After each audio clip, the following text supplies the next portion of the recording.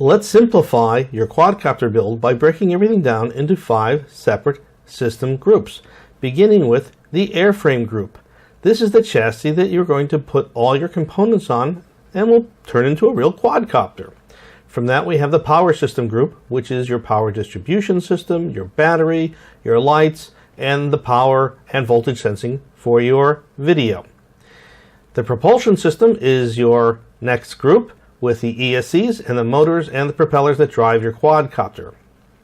From there we add our flight control group, which is the intelligence. It takes the information from your radio and sends it to the speed controllers to control your flight.